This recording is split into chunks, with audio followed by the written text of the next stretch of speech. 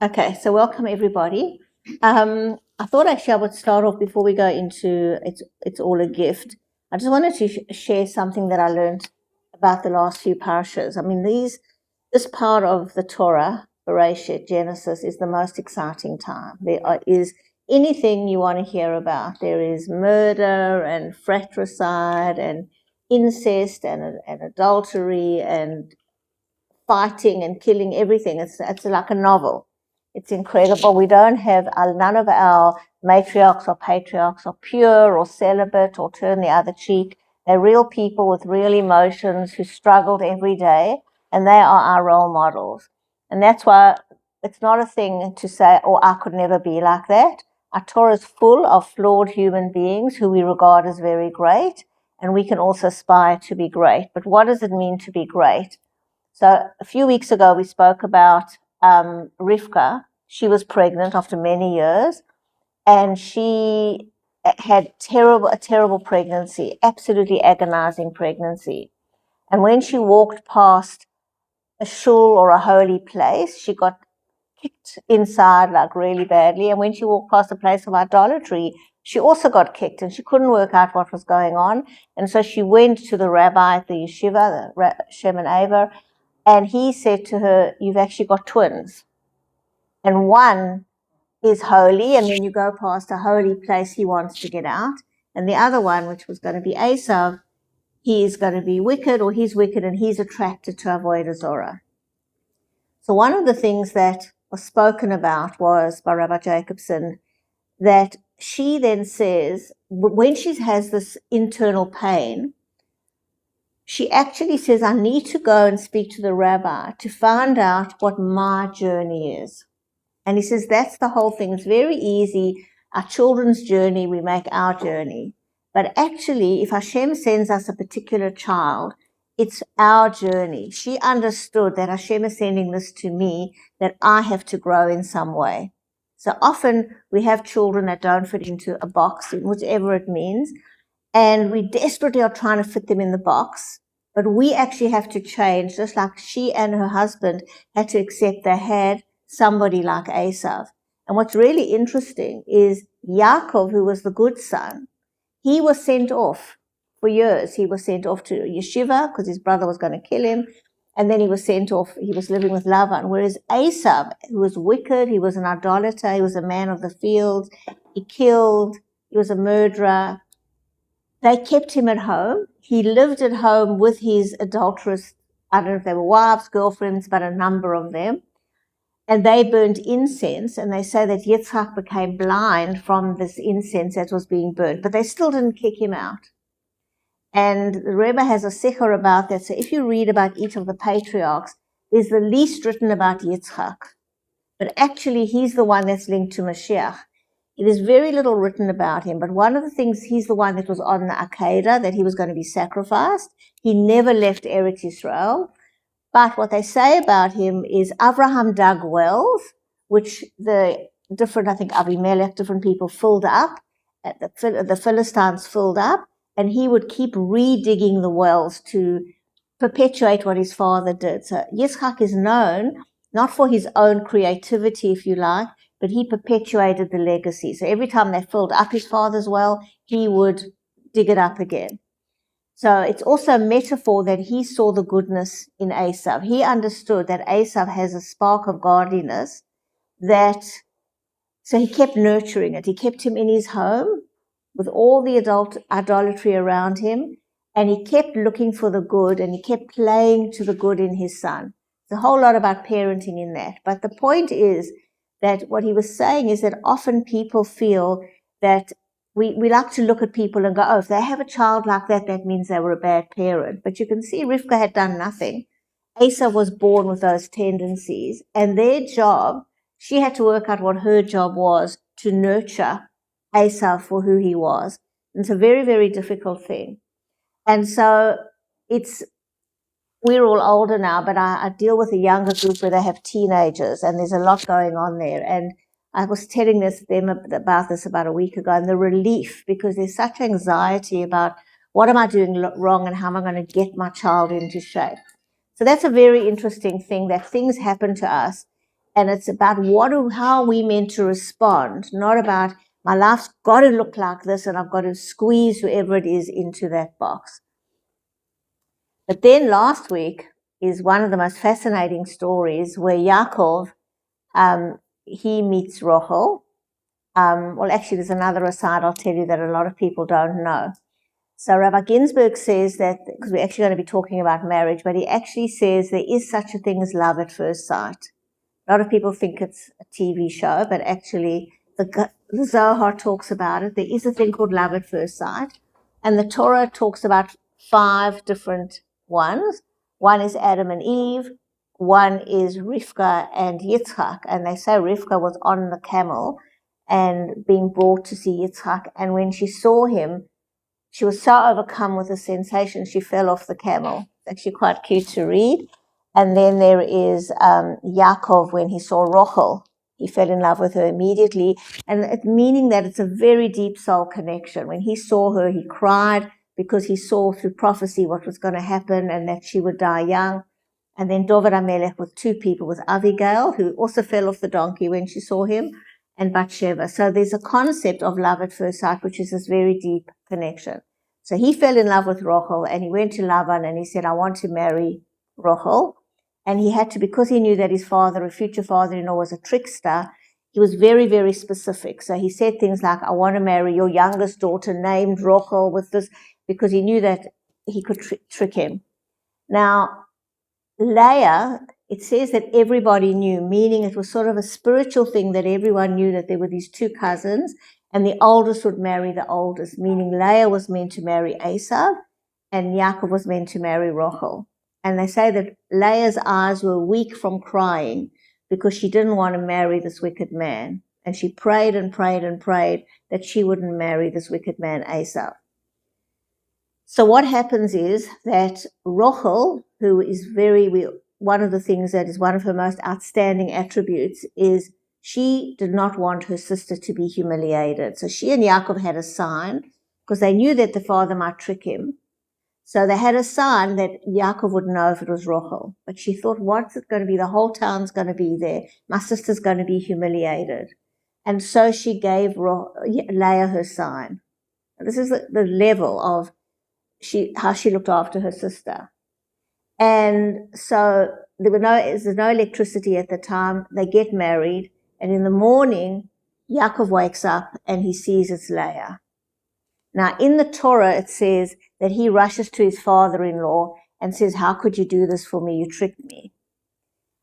But in the Midrash, which is a commentary on it, it says that he and Leah actually had a discussion. And he said to her, how could you say you were Rachel when you were really Leah? And this is the part that not everybody knows, is Leah turned around and she said to him, I had a very good teacher. Why? Because he tricked his father in exactly the same way. He went in pretending to be Esau. His father said, are you Esau? He pretended he was someone he was not. And his father gave him Esau's brachas. So she said, I had a very good teacher, and he couldn't really answer that. So there's so much to learn from that. One thing is, there's a concept I always remind you on Rosh Hashanah of midah keneged midah. Whatever you do in life comes back to you. Hashem reflects it. Some people call it karma. We call it midah keneged midah. That you can't do something and think Hashem reflects your life. You want to behave in that way, it'll come. It's not a punishment. As I always tell you on Rosh Hashanah, you judged according to how you judge others. If you're very generous of spirit to other people, Hashem will be generous of spirit to you. If you're judgmental and mean, Hashem will be mean. So it came back to him, and he couldn't answer her. But the other thing was that, therefore, part of Esau's brachas was to marry Leah. So when he got Esau's brachas, he got Leah. So it really wasn't a trick. She was actually meant to be with him because he actually took that. You can't just say, I want those few brachas. He wanted all of Esau's brachas, and that's what he got. I thought it was really, really interesting. It's really fascinating. And in the end, what happened was that Rachel couldn't fall pregnant for many years. She only had 2 children. She died in childbirth with Benjamin. So she and Yaakov were only together for a short time, and she died young, and she wanted to be buried on the side of the road because she knew by prophecy that there was going to be the destruction of the temple, and all the Jews would be going to Babylon, and they'd be walking on that road, and so they could stop on the way and pray to Mother Rochel, because she always cared, like she cared about her sister. And we talk about Mother Rochel, that she is, and that's why people, if you go to Israel, go to Kever Rochel, because she wanted to. She was the first tombstone.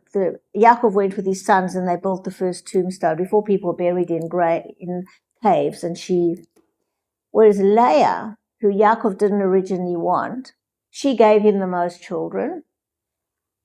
Most of the sons, the Mashiach is coming through her, through Yehuda, and she's buried with him in the cave of Machpelah in Hebron. She's like with him for eternity. And so the message in that is that we want Rochel, and we think Rochel is for us. And she is, maybe in some way. But actually, Hashem has a different plan of who our soulmate is. And if we understand that marriage is a soul connection, that why is it that we marry that person? What is that attraction? What was going on in our life at that time that we commit our lives to that one? That is the person that is there to share our soul journey with us. Doesn't mean it's easy, doesn't mean it's always fun, doesn't mean we don't have to do this work. But it's an unbelievable story to know that nothing is coincidence. So just like we think, Lavan tricked Yaakov, he wasn't meant to marry Leah. No, he was. Because part of the brachas he got was to marry Leah. She prayed very hard not to marry Esau, and she's actually still with him in the cave of Machpelah, and is actually the mother of most of the tribes. It doesn't diminish her sons. Joseph and Benjamin were great. Joseph was a tzaddik. Benjamin has the part of the land where actually the Beis Hamikdash stood. They were highly regarded, those sons. But Leah and Yaakov actually had the longest marriage and are still together in Hebron. So this is something to think about when we go through difficult times, especially I think when one's younger and really often struggling in your marriage. When you think about that person as your soul connection and is there to teach you to grow, just like I was saying with Rivka, why has Hashem sent me this person? What is my growth? Rather than he's got to change. I'm not talking about abuse. I'm talking about all the little things that irritate us. As we now know from Emet, these are all opportunities to grow. And often when you do grow, you realize, I needed this in my life.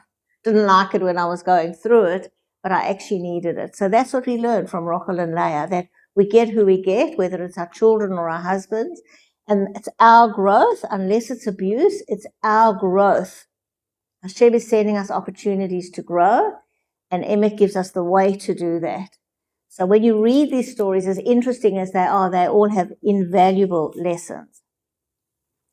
So we're going to be talking, as we've been talking, about marriage. And she says the gift of understanding different communication styles.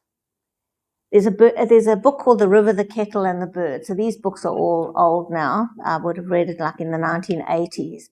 But it's a very good book.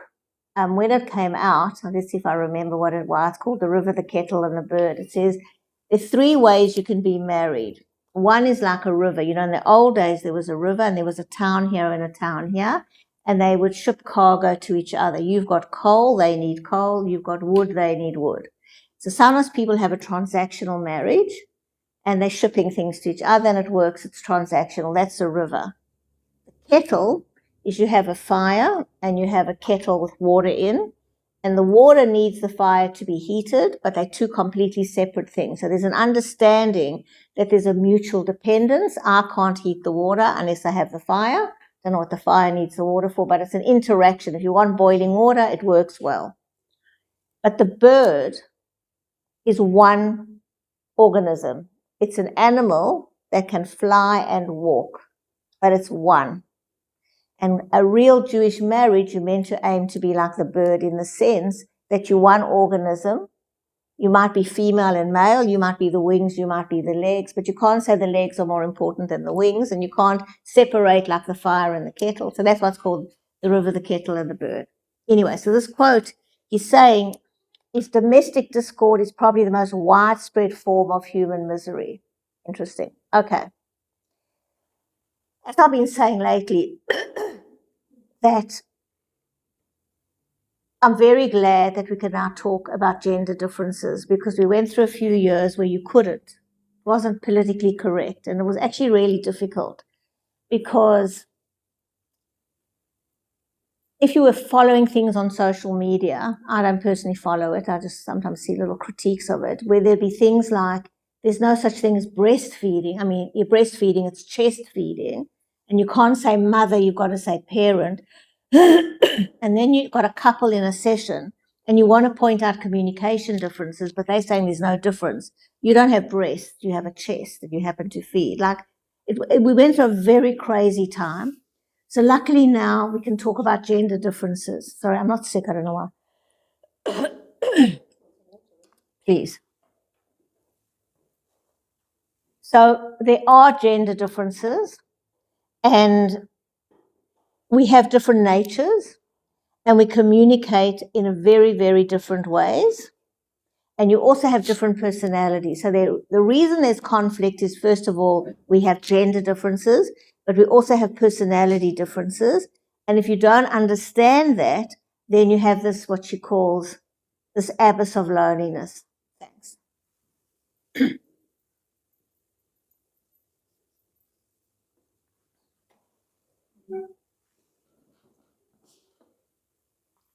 So she talks about a basic, and I've tried to tell young couples this, but it's actually very hard, because when people are dating or falling in love, they don't actually hear this really well. But she talks about feeling types and thinking types. And feeling types are attracted to thinking types because thinking types seem so knowledgeable, confident, strong, together and sophisticated. And afterwards, they find that they're aloof and insensitive. So this often happens. You have these young, warm, fuzzy, and it's often this way, woman falling in love with these strong, bankers, and they think they're amazing and they're so strong and whatever, but actually they're not able to connect emotionally. So they're attracted to the strength because they don't have it themselves. And then when you actually marry, they can't actually connect emotionally. So when a feeling type marries an emotionally distant thinking type, it's often a disastrous outcome. Unfortunately, the opposite usually happens. The feeling one makes what seems like normal requests for closeness, but the thinker feels it's excessive and suffocating. And the more the thinking one disregards the validity of the partner's feelings and distances himself, the more frantic the feeling one gets, and especially if you're highly emotional. So they get more and more suffocated because the feeling type is begging for time and attention. And then the wall of hostility becomes very thick. So when people say, what kind of person should I look for? I always say, don't look for the profession. It doesn't matter if they're a banker or a dentist or doesn't matter, a farmer.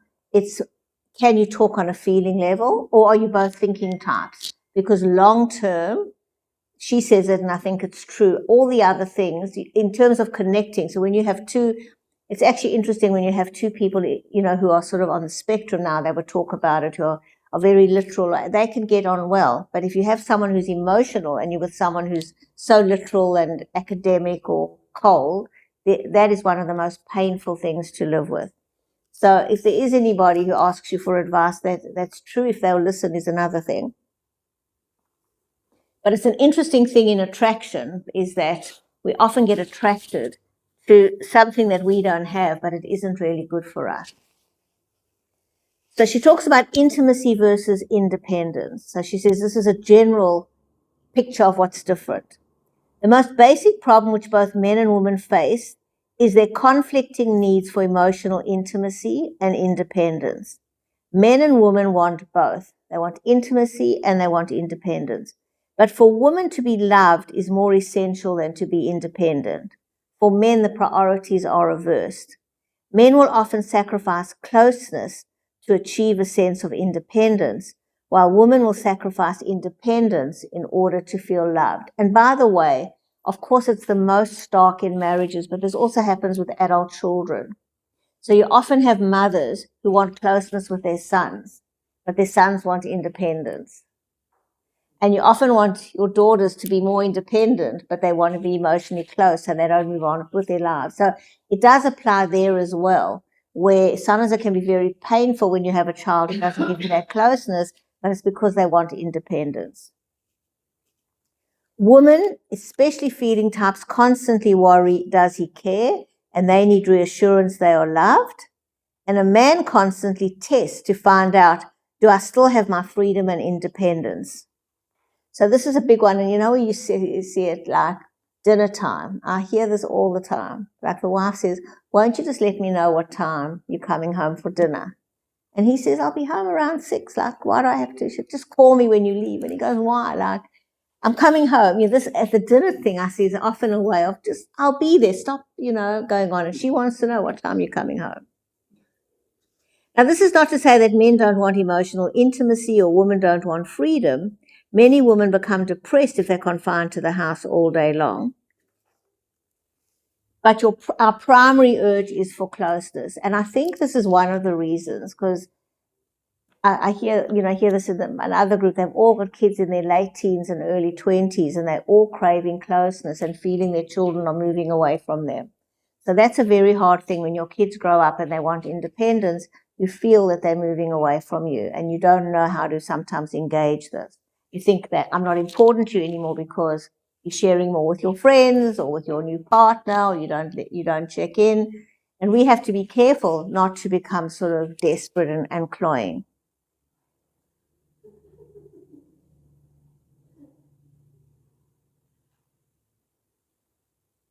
I mean, even with 29 teenagers and 20-year-olds. What age do you think it starts? It can start any age. But this I thought was very useful. In general, men see life as a competitive battle in which their goal is to maintain power, status, and independence and avoid failure. Women's goal is to achieve intimacy, validation, and support and avoid isolation. For women, the most important thing is to feel liked and close with others. And this is a really important thing, with this, in the book, The Anxious Generation, he looks at how anxiety in children has increased so much, and he links it to, first of all, the internet, then the smartphone, then Facebook, and then the like button on Facebook, which came along in 2008. It's actually fascinating when they look at statistics, how mental health deteriorated with each of those things. But the like button was the hugest thing to link to girls' mental health. So until then, boys harmed themselves more. Suicide rate was higher amongst boys. But once the like button came in, girls, I think it was something like 200% increased, harming themselves, suicidal, cutting themselves, depression, eating disorders, because girls' needs to be liked is so strong that these teenagers, when they didn't get enough likes, were attempting suicide. And he's got all these statistics. It's actually frightening what that little like button, what it did to mental health. So she's saying that as well. We want to be liked. We want our husbands to approve of us. We want our children to approve of us. For men, it's crucial that they're respected. Being disliked is usually the most devastating for women because their primary need is for love. And being insulted is the most devastating for men because their primary need is for status.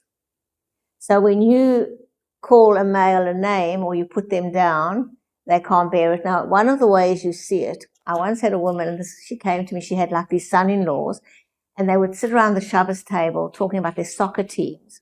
And I said, this is what it is. It's about status. My soccer team is better than yours. We scored a higher goal than you did.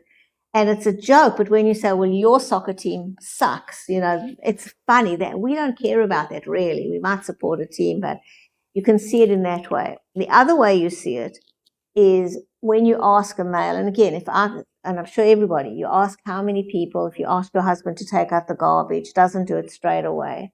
If he wants his independence, he'll say, yes, I'll do it, but in my time. That's an example of that. They're little things, but they will do it, but you need to allow it. The minute you say, no, I want you to do it now, they feel pushed around, not respected, and they will stand up for that. So think about all the minor arguments. We've probably all moved through a lot of that, but it's all about independence. You're not going to tell me to stop what I'm doing now and do that. And as I say, it's very hierarchical. Well, how are your shares doing? How's your business doing? How's your soccer team doing? It's all about a hierarchy and competitiveness. How are we doing? We go, how are you feeling? Are you okay? Are your children being nice to you? I'm here for you. Whereas the male's going, I'm winning. What about you? And when women choose careers, they often choose nurturing professions like social work, nursing, and teaching. Now, this has shifted a bit. I don't think it's shifted 50-50. It has shifted a bit. But I think I might have mentioned this before. It's a bit controversial, but many, many years ago, maybe in the early 80s, this Robertson came out to Johannesburg. And in those days, so when I was at medical school in the 70s, there were only 6 girls. I remember all of them doing medicine. And when I wanted to change to medicine, I'll never forget the dean of the faculty, because I could swap. We were actually in the same class. And he would sit you down and he'd go, you know, funding, you're going to get married soon, you're going to have children. They discouraged women from being doctors because the idea was, you know, we're wasting funding on you, whereas men will work for their whole careers. It's different now. There's more than 50% of students on campus are women. But in the 70s, it was, particularly in engineering, computers, whatever, those kind of professions, there was nobody. But I remember there were only 6 women in 200 medical students. And surgeons, which is also interesting, women only became surgeons like in the 90s. You wouldn't get women gynaes or actual orthopedic surgeons because that's a very physical job. You do get now, but those kind of, even in the medical field, women were doing things that were more like the caring type of doctors, GPs, dermatology, few anaesthetists, but the cutting and that only came later. So this Robertson was talking about, because in those days there was a bit of, there were a lot of the Balchuvas were people who were academics. We were at university and we were learning and wanting to become interested in Torah and wanted to do, it was the real, I always say the real woman's lib. I say now women's feminism is neo. It's not really the real thing. It's fake. But in the 70s, it was a real feminism, the beginning of feminism, and everybody wanted to be more like males. And she was saying, so one of the debates was, can women learn Gemara? And actually they can, very few have. And she said, but should they? A lot of us don't connect to it. I certainly don't connect to it. But there are some women who do, and there are Gemara courses. You can't not. But what she said is what you need to think about is how it's going to affect you. And she gave the example, in those days in Johannesburg, I don't think there was a single female, here they're called barristers, advocates. The women didn't do that. There were women solicitors, but there weren't, to my knowledge, there weren't barristers that then started. And she was saying, outside in, if you become a barrister and you going in and your aim is to destroy the other person, to prove them wrong, to be competitive, you're actually going against your nature. She said, what are the consequences of that going to be? We don't know. Again, you can't, no one's saying you can't do it, but when you make these decisions, you need to think about, is it going to be good for me? So if you think about it, our behaviors, we learn this in Emmett, transform you. If you keep giving, you'll become a giver. If you become combative, you'll become more combative. So it's a very interesting thing to think about, that when women choose caring professions, it is more naturally what we do, but also we are working that caring muscle, if you like. And once we become combative, and that's one of the things to think about. And I don't know, I don't have a judgment about it, but it's an interesting thing where you wonder what happens to gender differences. Now, Gottman, who's the marriage expert, he would say that he says it's now more about personality. So you can have somebody with a personality that can be a surgeon, and it doesn't take away from them being female, but you have to know yourself. If you're a particular person, which attributes you want to nurture and whether it's good for you to go down a certain path. So I'll just throw it out that.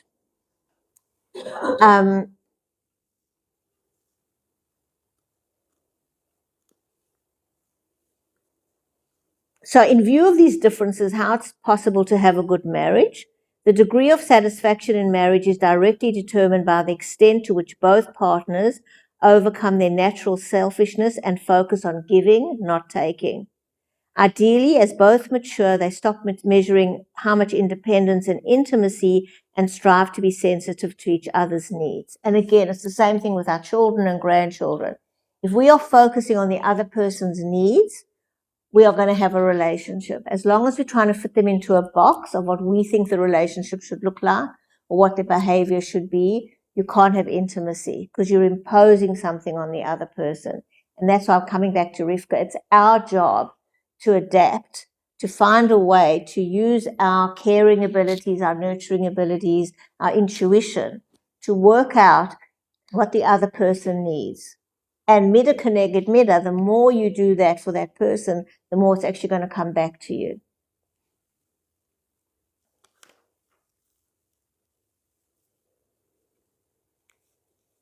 Okay, I've actually said that. I'm just going to skip ahead.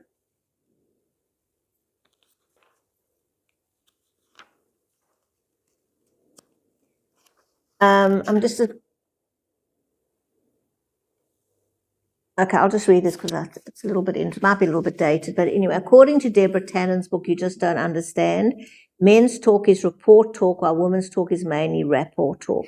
I'm actually not going to read this because I don't think this is true anymore. But what's happening now, which is a good thing, and it's actually Hasidus talks about it, is that as we're getting closer to Mashiach, the femininity in the world is being more revealed. We are actually in a much more feminine world. And one of the ways we see that is the fact that more men are nurses and paramedics and social workers and psychologists, although again, proportionately, so let's say there's 24,000 psychologists in the APS, 6,000 are male, so that's like a quarter. I went to a talk a few months ago, shocking. There was the male speaker and one male. There were like 30 of us and one male in Melbourne. So even in the fields like psychology, we're disproportionate. Females to males. Having said that, there is much more feminism, what Nia Manouzi talks about feminism in the world, meaning that our strength is being shown, and in general, men are communicating less in this way that she's describing from the 80s. They're talking much more. They're learning to communicate more. So there was a time when I ran my first parenting course, maybe in 1987, 8, somewhere around that. And the husbands wouldn't come. The idea was it's a parenting course. My wife must go. They literally weren't interested. They didn't even say, a lot of them were my friends, so I knew them. They didn't even say, come back and tell me what you learned. It was you, the parent, you go to the school, you handle the kids. And the only way I got the husbands to come was the second session of my course. I made it about the couple co-parenting. And I insisted that these husbands came at least once. I'll tell you a funny joke. So one of them, who was a friend of ours, sees my husband and he says, I feel so sorry for you, Les. So he says, why? He says, what is it like living with someone who's always right? Because he loved the talk, so it became a thing whenever we had a joke. I said, remember what Simon said? I'm always right. But you could not get males to come. Now it's very easy. It's an expected thing that the fathers are very involved and they're learning the language of compassion, and they're learning to reflect, and they're learning to be much more insightful. Having said that, there is a problem where boys don't know how to be boys anymore, whatever that means. So fathers have lost their bearing. Single men have lost their bearing completely. They actually don't know how to be males. And it's a very wide problem. There are certain church groups who run weekends where they try and teach males to be males. I don't know what that means, but actually men have lost their identity. So they have very high rates of depression. Many of them is a very high rate of not getting involved in relationships because they don't know how to be males. And basic things like, this sounds so trite, but it's true. Like, take out a girl on the first date. Are you meant to pay, or is that patronizing? Are you meant to open the car door? Or, they actually don't know. Whereas there was a time when males knew what they had to do. And I'm giving a simple example, but they knew what to do. what was expected of them. And the same thing with communication and intimacy. Men had a way that they were, but actually they don't know. And it's one of the reasons now that it started also a few decades ago, that there never used to be a problem like there is now of impotence. That's why, Viagra and that whole field, because men don't know how to perform. They actually don't know what's expected of them anymore. They've been robbed of their identity. So I don't, again, have answers, but that's the negative side of this. So before it was clear, I want respect in my home, you want love, I sit at the head of the table, I don't get involved with the school, but I pay the fees. It was very clear, and they had an identity which helped their self-esteem. Now, you go to the school, I'll give you one example where I've seen, let's say a little boy has been bullied. And you go to the school, and the schools, that the parents are very upset that their child has been bullied.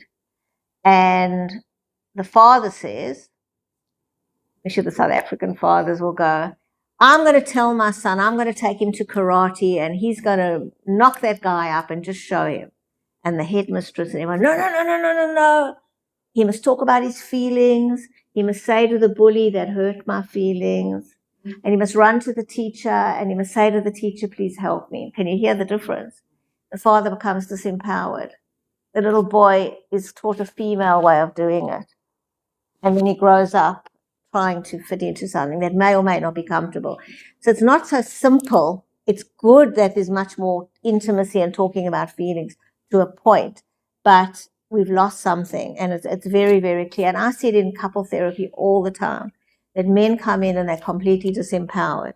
The wives come in, it doesn't matter what the culture is, with a list, and now it's on the phone. Sorry, I've just got notes in my phone.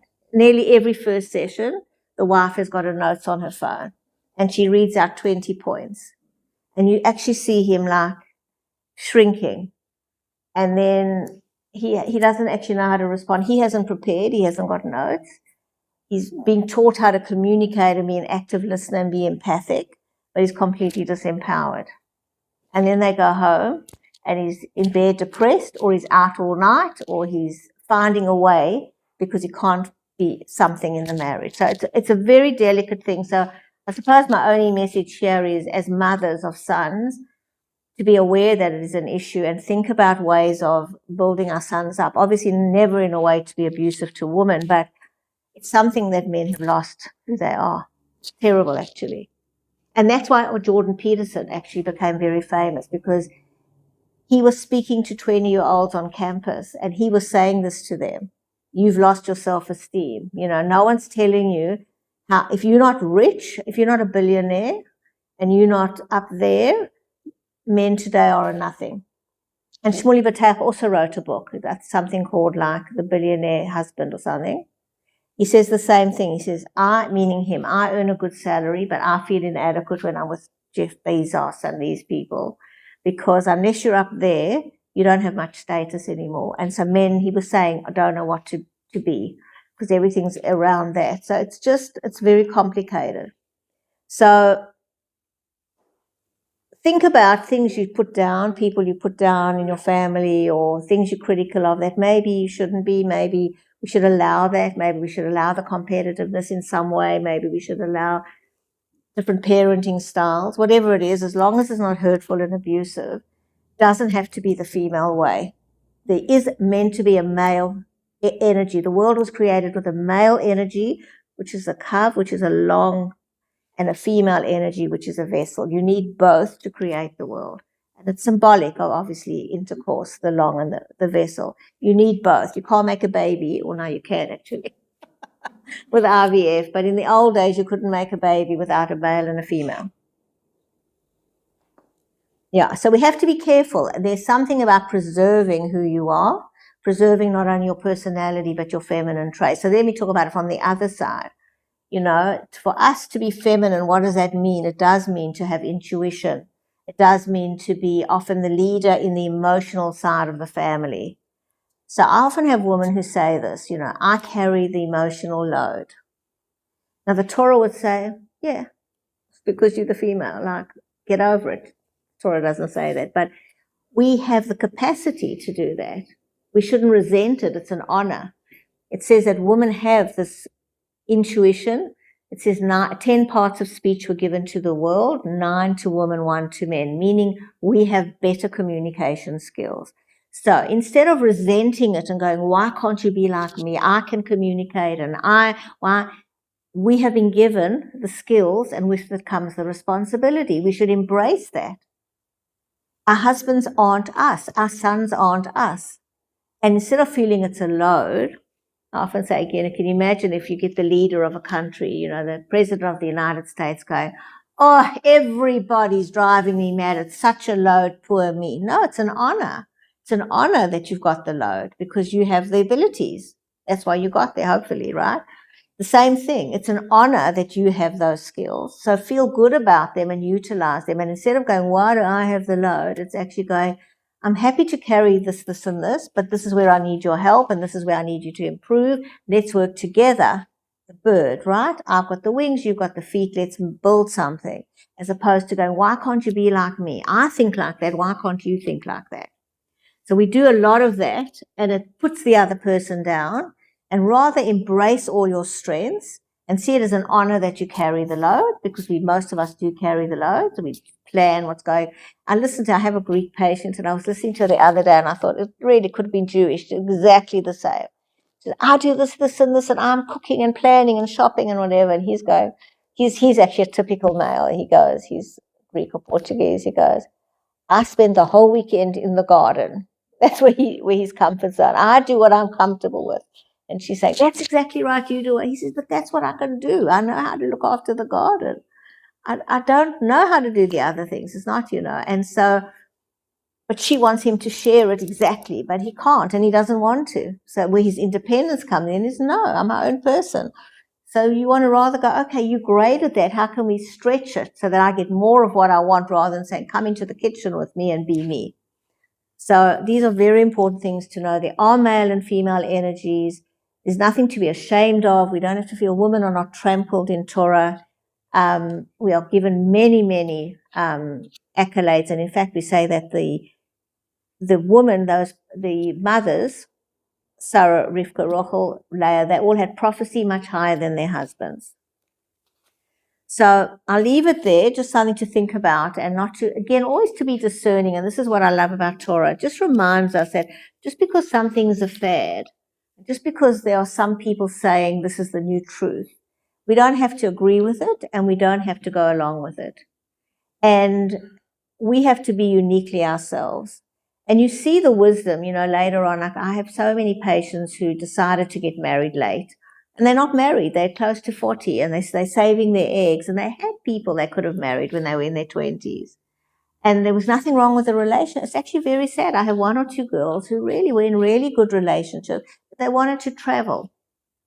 So they didn't get married and they did travel, but now they feel completely empty. And whereas Jewish wisdom is having a family is a really important investment for your future. Just like sometimes you have to save and you can't spend on that now because you need to invest for your retirement later. Sometimes you can't travel right now, but you're investing in your future. You can certainly travel later together. And so the wisdom, we need to own this wisdom and share it with our families because that's what we're good at. We have that wisdom and we have the communication ability. Obviously not in this kind of a way where we're pointing fingers, but one can share the wisdom that we have now. We're at that age where we can let younger people know it's important to save for retirement because if you don't have money when you retire, you're in trouble. And similarly, it's important to build a family because being alone when you're older is very lonely. And so there's certain if you feel it's a sacrifice, obviously, again, not with someone you don't love or you don't care about, but to really tap into the wisdom and to own your femininity and think about if you're going down a path, is this good for who I am or am I just following a trend? So as I say, it's as I'm talking, I'm aware it's a little bit tricky because of all the influences that are coming in about male-female differences. But as I say, the numbers, like when I give the APS numbers, show that hasn't really changed. The majority of psychologists are still women. They're not men. And men, no one's stopping men from doing it. And the majority of engineers are still men. And no one's stopping girls from being engineers. And this is where, again, Jordan Peterson, the one thing that I like about what he does, he gives all these statistics. And he talks a lot about that. And he says, why can't we say that the way of thinking that's involved, and he talks about engineering and some other kinds of mathematics, the male brain is more like that. It's not an insult to anyone. No one's stopping the woman from doing it. And he says that these differences, and he quotes the studies, are magnified in countries like Sweden, where there is complete gender equality. So he says where women are fighting to be seen, the differences are less. But where there's complete gender neutrality, and he gives countries like Sweden, I think Finland, I think all of the Scandinavian countries, he says you'll see the majority of nurses are women, the majority of teachers, and he can actually give you statistics. So when you take that out of the equation, when you're not fighting to be something, women naturally tend to be that way. So it's really something about owning who you are and not being apologetic for it. And in growing in that way, that's what you want to do. Really becoming exceptional at who you are and trying to be who you're not.